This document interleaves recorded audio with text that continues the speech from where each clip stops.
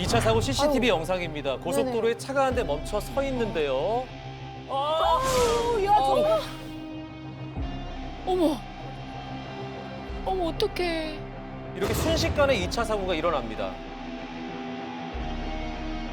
와, 이건 너무. 어머, 어머.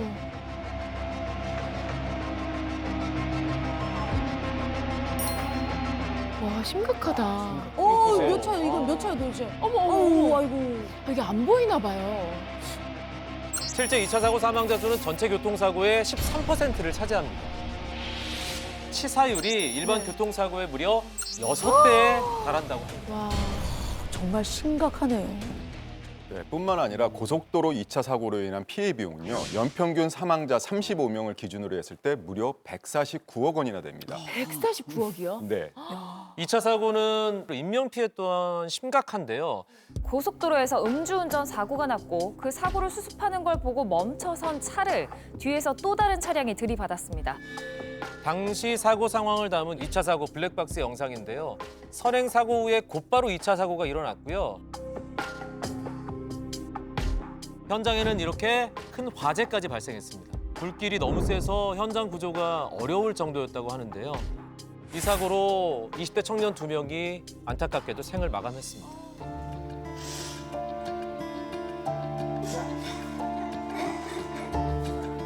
진짜 그만 울자고. 너무 보고 싶다.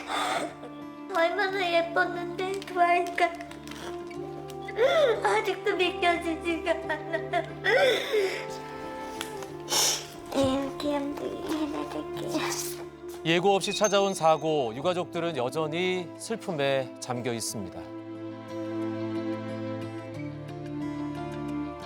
얘들 탔던 차량은 시커멓게 타 있더라고요. 멀리서 봤는데. 그리고 접근을 이제 막는 거예요. 하늘이 무너지죠. 하늘이. 경찰은 뭐 애들 꺼내도 못 오고 있다고 이제 불은 다 탔는데 아무 생각도 안 들죠. 그게 뭐. 당시 사고가 일어났던 고잔 톨게이트 부근입니다. 고속도로 진짜 차가 쌩쌩 달리죠. 그러니까요. 딱 봐도 그냥 위험해 보여요. 처음에 1차 사고가 1번 차선에 저쪽, 저 앞쪽에서 2대가 나 있었고요. 2차 사고가 난 장소가 여기예요. 와, 사고가 얼마나 컸으면 아직도 흔적이 그대로 남아있어요.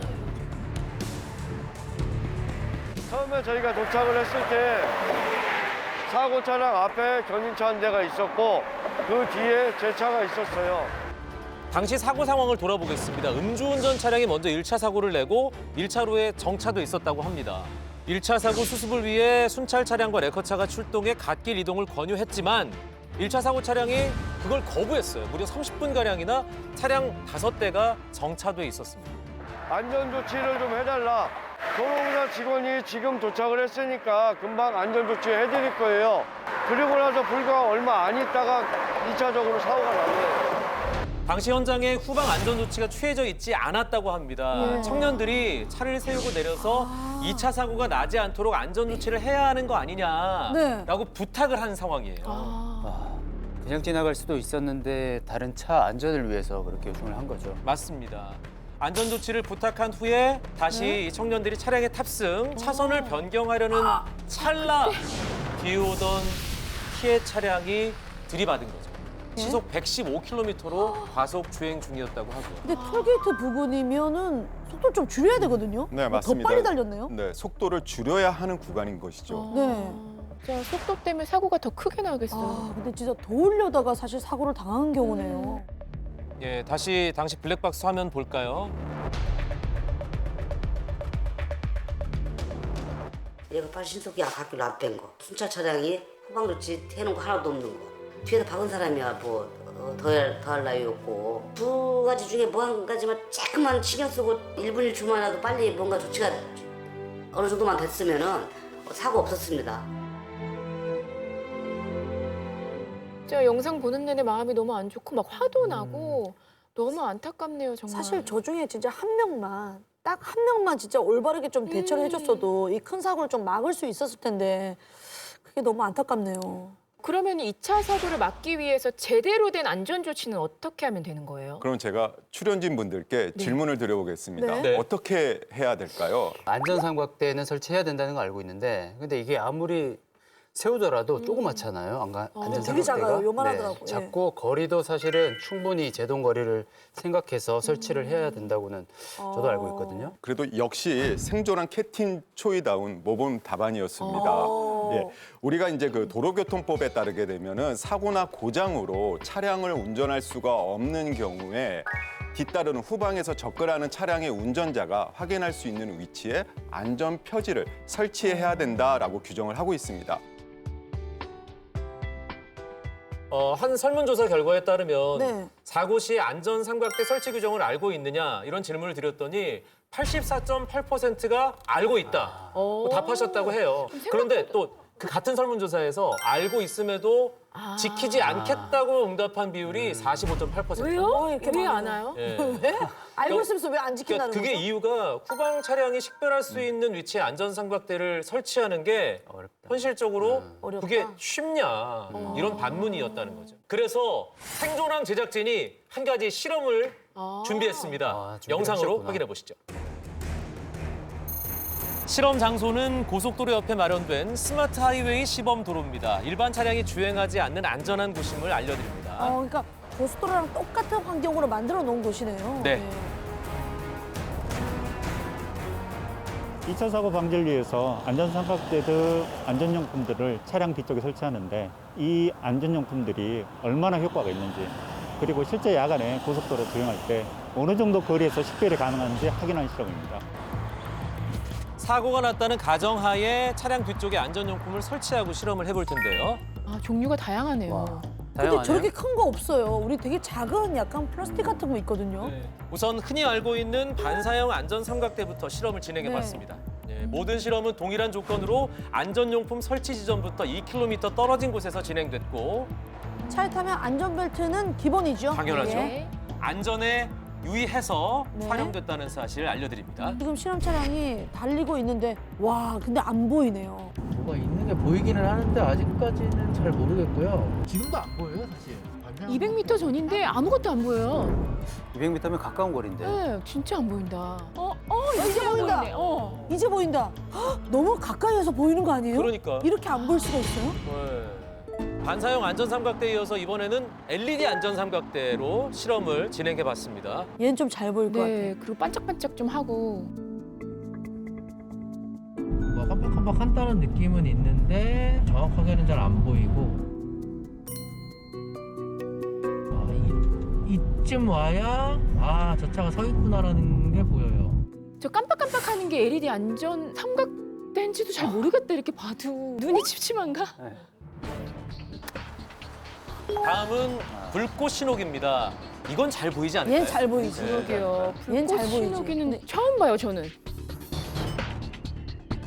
지금 여기가 대충 몇 미터 지점이죠? 여기? 200m입니다. 200m. 차 거리가. 이 정도가 되니까 대충 지금 앞에 무슨 일이 있나 보다라는 게 인지가 되거든요. 되게 잘 보일 줄 알았는데. 똑같이 안 보이네요. 왜 안 보이지? 왜 안 보여? 불꽃놀이처럼 보일 줄 알았거든요. 이거 왜 안 보여요? 불꽃은 기대했는데 진짜 안 보여요. 이러니까 2차 사고가 많아질 수밖에 없군요. 앞서 진행한 실험과 동일한 조건으로 다른 안전용품들도 실험을 진행해 봤는데요. 결과가 어떻게 나올까요? 실험 결과입니다. 반사형 안전삼각대는 50m 미만으로 사고 차량과 거의 맞닿은 거리에서 식별이 가능했고요. 그나마 식별이 잘 됐던 LED 안전삼각대와 불꽃 신호기조차 200m 전방에서야 식별이 가능했습니다.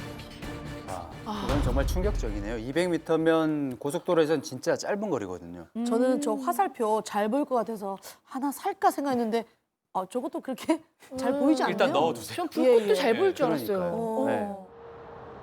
실제 200m는 고속도로에서 차량들이 대략 100km 정도 주행할 때 200m 정도는 약 6초면 조달할 수 있는 상당히 짧은 시간입니다. 식별하고 운전자가 반응하기에는 너무 짧은 시간인 거죠. 도대체 어떤 조치를 취해야지 되는 겁니까? 제가 또 생존한 MC로서 네. 공부해 왔습니다. 진짜요? 가장 좋은 게 가장 좋은 거. 가장 좋은 거. 차에 있는 삼각형 버튼. 아. 비상 깜빡이랍니다. 네네. 비상등을 쉽게 켤 수 있잖아요, 네. 누구나. 그렇죠. 이 비상등이 가장 효과적인 방법입니다. 아 그래요? 어머. 비상등으로도 실험을 한번 진행해 봤는데요. 네. 무슨 문제가 있나 봐요. 보이네. 깜빡깜빡하는 게 바로 보이네. 보이네. 이게 양쪽에서 나오니까 네. 확실히 잘 보이네요.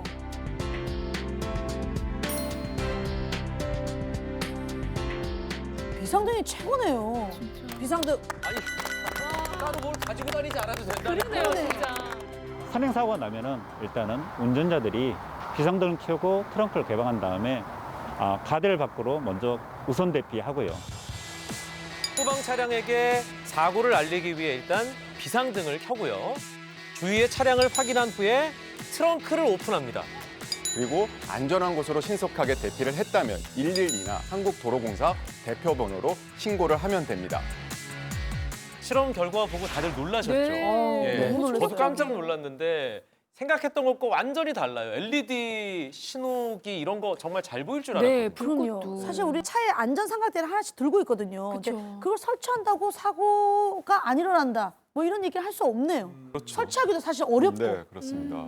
실제 실험에서 비상등이 가장 멀리서 식별되긴 했지만 사실 사고 시 가장 중요한 것은 대피입니다. 네. 여건이 된다면 네. 후방 차량 등을 위해서 비상등을 켜야 하지만 위험한 상황에서는 네. 무조건 신속하게 차에서 빠져나와서 안전한 곳으로 대피하는 것이 가장 중요하다는 것이죠. 그러니까 여건이 되지 않는다. 무조건 일단 피해라. 그렇습니다. 예. 대피를 해야 되는 게 맞는 거죠. 진짜 맞습니다. 어떤 상황이든 인명 피해를 줄이는 게 가장 중요하잖아요. 네. 사고 시 대처법도 중요하지만 그 전에 사고가 나지 않도록 하는 게 더 중요하겠죠. 내 실수로 다른 사람의 생명까지 앗아갈 수 있고요. 이게 바로 고속도로 2차 사고이기 때문에 여러분 각별히 주의하시기 바랍니다.